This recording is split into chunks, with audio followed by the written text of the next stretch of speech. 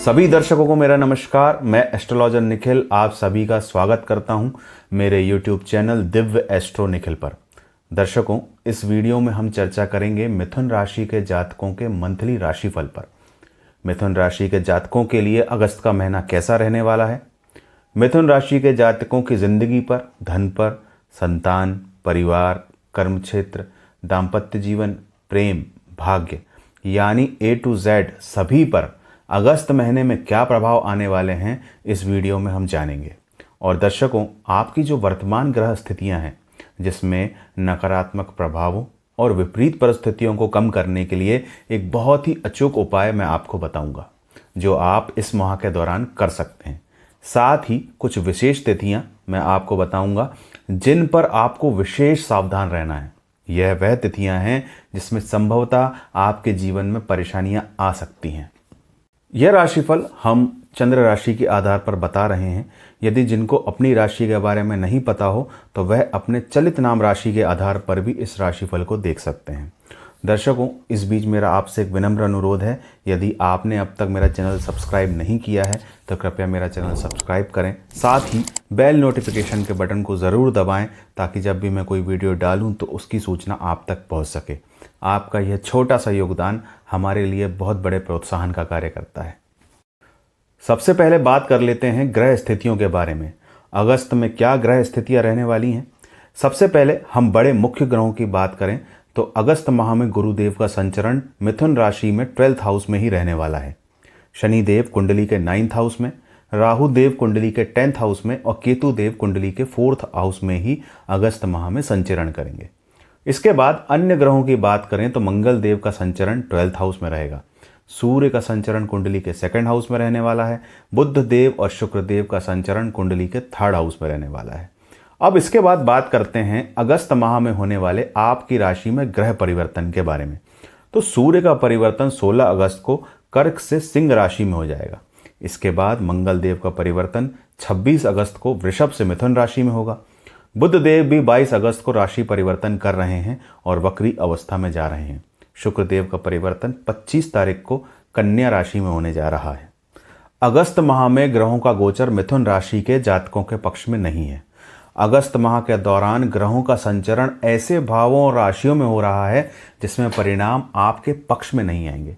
बड़े ग्रह की बात करें तो राहु, केतु और शनि का शुभ भाव में होना एक प्रकार से राहत की बात है, पर गुरु के साथ मंगल, शुक्र और बुध ऐसी समस्याओं को खड़ा करेंगे जिसमें आप अपने आप को फंसा हुआ पाएंगे। खासकर मंगल देव चूंकि आपकी राशि में 6ठे भाव के स्वामी हैं और 6ठे भाव से हम संघर्षों को, बीमारियों को, कर्जे, लोन, इन सभी को देखते हैं। और नैसर्गिक रूप से मंगल देव क्रूर ग्रह की श्रेणी में आते हैं। 12वें भाव में मंगल का जाना यह आपके लिए अच्छा नहीं है। 12वें भाव का मंगल कहें तो यहाँ समस्या इस प्रकार से खड़ी हो सकती है कि एक के बाद एक समस्या आती जाए, एक से पीछा छूटे दूसरी खड़ी हो जाए और जिसमें समय, एनर्जी, पैसा इन तीनों की बर्बादी हो।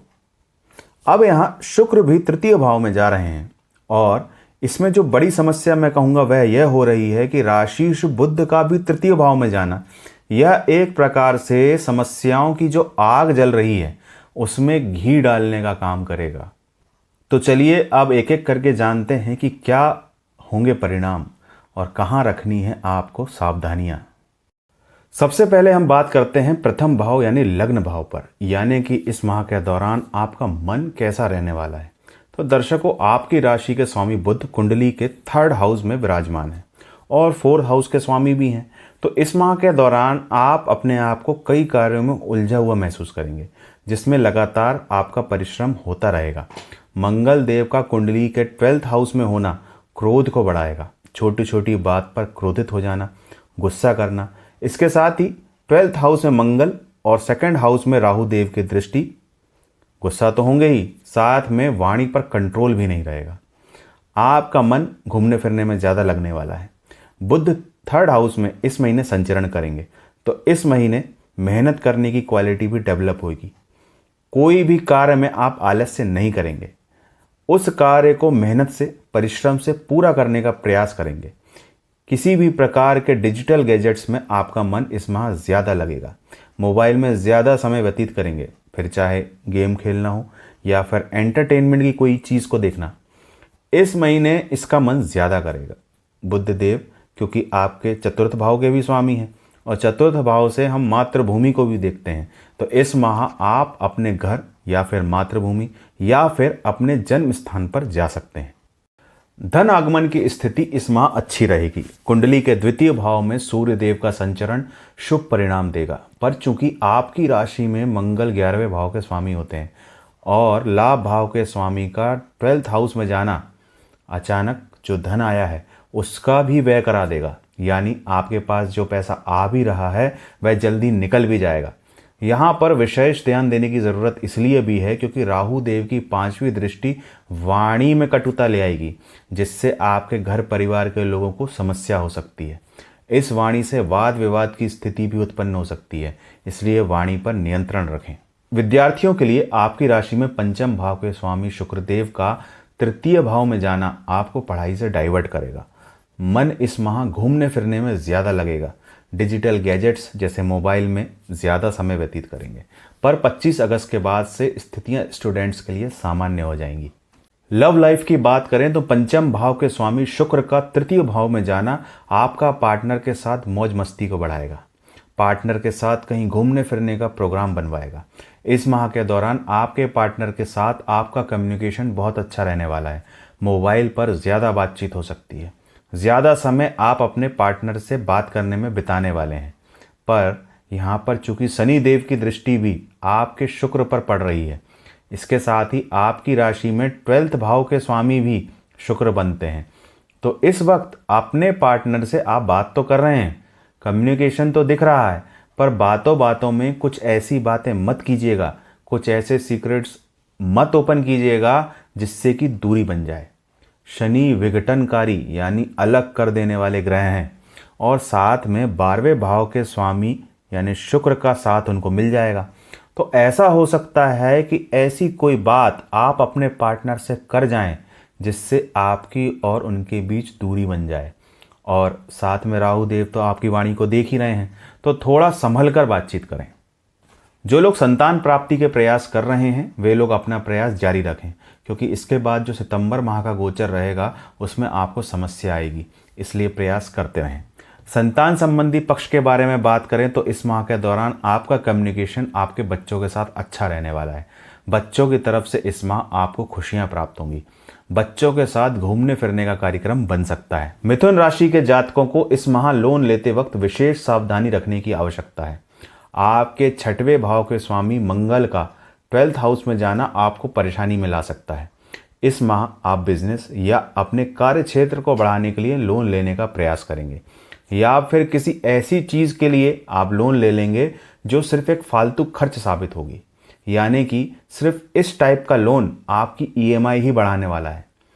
मंगल देव के 12वें भाव से दृष्टि आपको किसी ऐसे लोन में फंसा देगी जो कि आगे जाकर आपको बहुत भारी लगे, यानी ज़्यादा इंटरेस्ट का लग जाना या ज़्यादा चार्ज का लग जाना, जिसके कारण आपका व्यय ज़्यादा बढ़े। इसलिए हर प्रकार से डॉक्यूमेंट्स को पढ़ लें, समझ लें, उसके बाद लोन लें। ज़्यादा बढ़िया यह रहेगा कि लोन लेने का प्रयास आप 26 अगस्त के बाद करें। नौकरी पेशा लोगों की बात करें तो मैं कहूँगा कि कार्यस्थल पर बहुत ज़्यादा टेंशन रहने वाली है। मंगल देव के 12th हाउस में होने के कारण ऐसे कई कार्य इस माह आपको मिलेंगे जिसमें आपका समय व्यर्थ खराब होगा। यानी जिस काम को आप आसानी से थोड़े समय में कर सकते थे उसमें काफ़ी समय लगेगा। कोई ऐसा कार्य आपको मिल जाएगा जो आपका है ही नहीं, पर फिर भी आपको करना पड़े, और जिसमें आपका मन न लगे, फिर भी वह कार्य करना पड़े और उससे आपका समय भी खराब हो। दर्शकों, मंगल यदि 6ठे भाव पर देख रहे हैं तो कार्यस्थल पर वाद विवाद की स्थिति ज़रूर पैदा कर देते हैं। तो हो सकता है कि ऑफिस में किसी से अनबन हो जाए। साथ ही राहु देव कुंडली के 10वें भाव पर बैठे हुए हैं, तो यह आपके ऑफिस की पॉलिटिक्स में आपको इन्वॉल्व करेंगे। राहु पॉलिटिक्स के कारक हैं और 10वें भाव में बैठे हुए हैं, तो आपको किसी पॉलिटिक्स में इन्वॉल्व कर देंगे या आप खुद किसी पॉलिटिकल कॉन्स्पिरेसी के शिकार हो जाएंगे। इस माह तो ज़्यादा अच्छे परिणाम नहीं दिख रहे हैं। हालांकि 26 अगस्त के बाद स्थितियां थोड़ी सामान्य हो जाएंगी। तब तक स्वयं पर नियंत्रण बनाए रखें और किसी भी प्रकार के वाद विवाद में ना पड़ें। मिथुन राशि वाले अपने सेहत का विशेष ध्यान रखें, खान पान में सावधानी बरतें, साथ ही वाहन संभाल कर चलाएं। किसी भी कारण से अस्पताल में खर्च के योग बने हुए हैं, इसलिए थोड़ा सावधानी बरतें। पेट, लीवर या आंतों में समस्या आ सकती है। किसी भी प्रकार की चोट, चपेट, दुर्घटना, जलना, कटना, यह सब इस माह हो सकता है। बिजनेस के क्षेत्र में कार्यरत लोगों के लिए यह महीना लगभग एवरेज से थोड़ा ऊपर रहेगा। सप्तमेश और कर्मेश आपकी राशि में गुरुदेव होते हैं। गुरुदेव का 12वें घर में जाना अच्छा संकेत तो नहीं है, पर राहु कुंडली के दशम भाव में है।